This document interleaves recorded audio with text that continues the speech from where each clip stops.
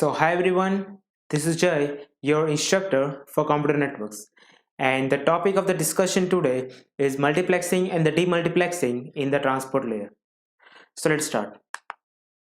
We will try to understand this topic with some example that suppose the device that you are seeing on the screen is your computer. Now each and every computer is having 5 layers. These are the TCP/IP layers, which are physical layer, data link layer, network transport, and the application layer. Suppose you have opened two applications in the application layer, which are the Skype and the Firefox browser. Now the Skype is having server and that server is far away from you. So you can see that the Skype server is also having layers which are same as the layers of your device.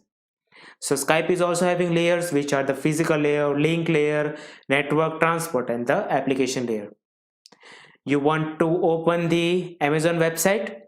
So in the browser you will type www.amazon.com, and the Amazon is also having its own servers, and again those servers are far away from you, and it is also having these 5 layers. You can see that these devices are having IP address. In the internet, it is necessary for all the devices to have unique IP address, because without IP address, these devices cannot talk to each other. So IP address of your device is 1.2.3.4, and the IP address of the Skype server, it is a 9.3.45.9, and of the Amazon server it is 23.1.3.8. Now let's consider a situation that in the Skype you want to send message to your colleague.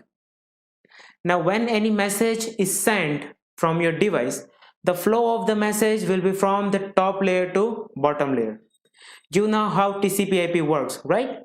Whenever any message is sent from the device, the message will flow from the top layer to bottom layer. So message will pass from the application layer, transport layer, network, data link, and the physical layer.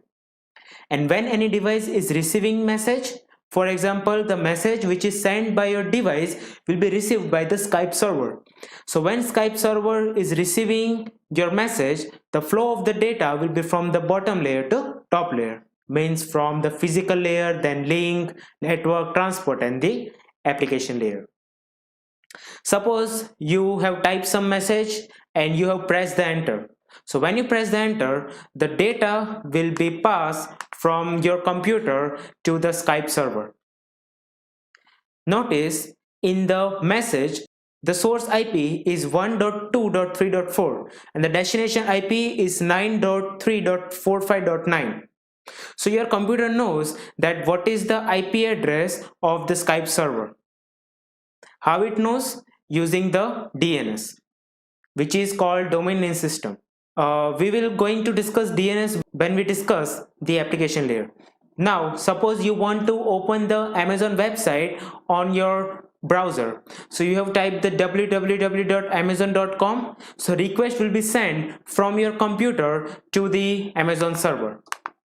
You can see the message of request which is sent from your computer to Amazon server is having source IP which is 1.2.3.4 and the destination IP is 23.1.3.8. So message which are sent by your computer are received successfully by both the servers. So you can see that both the servers are replying with some message. The message which is sent by the Skype server is having source IP address which is 9.3.45.9 and the destination IP is 1.2.3.4 which is the IP address of your device. And the Amazon is replying with message is having source IP which is 23.1.3.8 and the destination IP is 1.2.3.4. Now these both messages are arriving at your device at the same time. So when your computer will receive this both message, your computer will get confused Because there are two applications which are running in the application layer. Because the data is received at the same time, your computer will be confused that which data should be delivered to which application. And right now there are only two applications which are running. Imagine if 10 or 12 applications are running simultaneously and they are sending and receiving data at the same time. In that case, your computer will be confused and it will not be able to understand that which data should be delivered to which application. So that is why we need the port address, and this problem is solved at the transport layer. So let's see the same example, but one additional thing that we will discuss: before sending any data using application, the port will be generated in the transport layer. So you can see that the port for the Skype application is 3. The port for the Firefox browser is 8.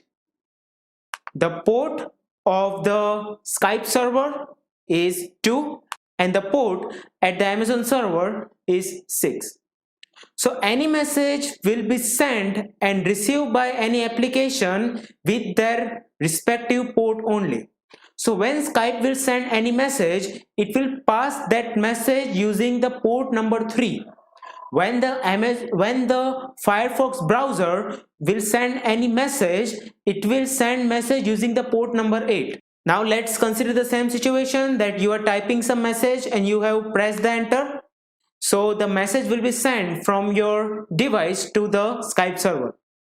Notice the port address is attached with the IP address. So source IP, you can see that 1.2.3.4 and the source port address is 3. Destination IP is 9.3.45.9 and the destination port address is 2.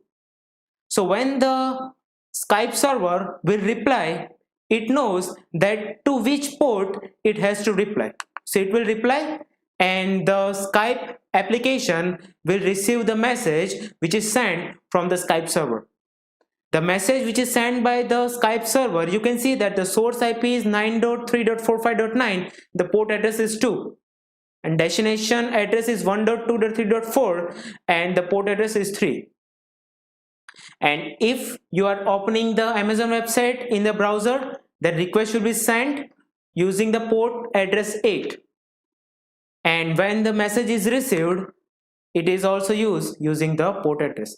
So you can see that using the port address, we can deliver the data to the particular process, to the particular application, and that is why the port address is needed.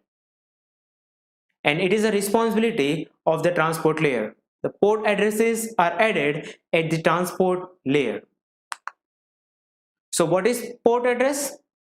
The port address is a 16-bit number and the combinations is 2:16. So 0 to 65, 535 ports are available.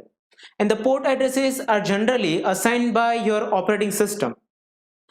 And some port numbers are fixed, which are known as well-known ports.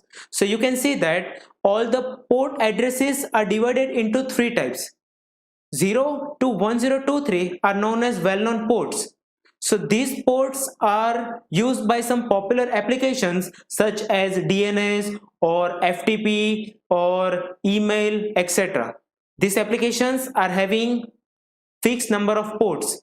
So you cannot use the ports which are in range of 0 to 1023. The second type of the ports are ranging from 1024 to 49151, and after that ports which are called as dynamic ports, which are 49152 to 65535. And some well-known ports are authorized by IANA, which is Internet Assigned Number Authority. So you can see that these are the examples of some well-known ports. Some applications is having fixed port numbers, and when your computer is sending any message, your computer will not use any of these ports, because if it uses, it will create problem.